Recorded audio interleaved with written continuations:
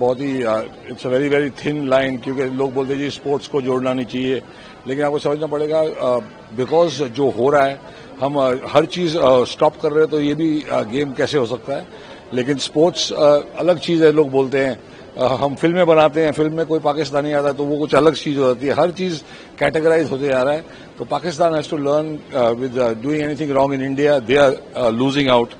उनके देश में बहुत तकलीफ आती है। पहले ही बेचारों का देश ठीक नहीं चल रहा, इंडिया को तो कोई फर्क नहीं पड़ता।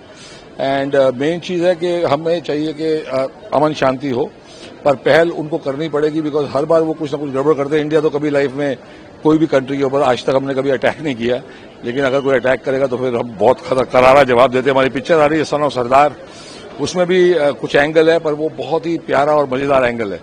तो हम चाहते हैं कि अमन शांति बने, क्योंकि आई थिंक लोग तो अमन शांति चाहते हैं, लेकिन जो पॉलिटिक्स है और थोड़े जो चंद गंदे लोग हैं पाकिस्तान के अंदर, जो ये ट्रेनिंग और टेररिज्म को सपोर्ट करते हैं, लानत है उन पे, ऊपर वाला उनको अच्छा स्वभाव सिखाएगा। हमने देखा कि सर तमाम यूट्यूब चैनल्स को, तमाम अभिनेताओं को, अभिनेत्रियों को ब्लॉक किया गया हिंदुस्तान में, जो कि पाकिस्तान से संबंधित थे। हाँ। हानिया आमिर सरी के तमाम नाम हैं। हाँ। लेकिन जब क्रिकेट की बात आती है तो अब तमाम जनता भी पूछ रही कि पहले ऑपरेशन सिंदूर किया गया, पहलगाम में 26 लोगों की मौत हो जाती है, फिर ऐसा क्यों भारत और पाकिस्तान के बीच में?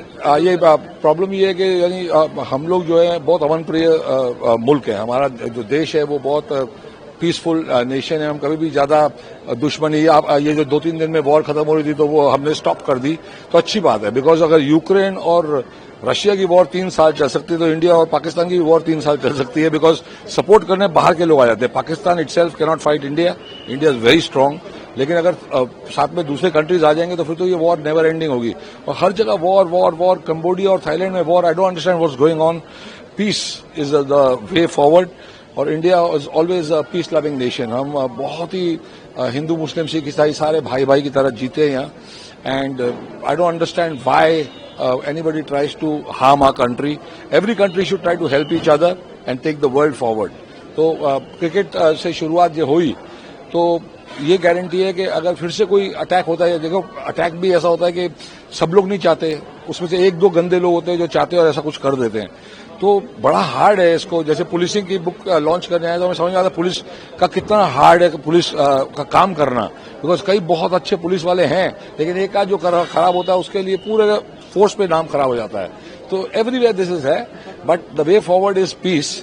एंड पीस कैसे अचीव करनी है वो आई थिंक इस बार हमने दिखाई दिया है कि इंडिया की पावर कितनी है। हम खुद शॉक्ड हैं कि इंडिया की आर्मी, एयरफोर्स, नेवी इतनी स्ट्रांग हो चुकी है, हमें भी अंदाजा नहीं था। पहली बार ऐसा कुछ हुआ है कि एक दिन में सारी दुनिया को पता चल गया इंडिया कितना पावरफुल है। तो that's good. We are very proud of our country and we want it to be in peace. हम चाहते हैं कि सारे रिश्ते अच्छे हो जाएं।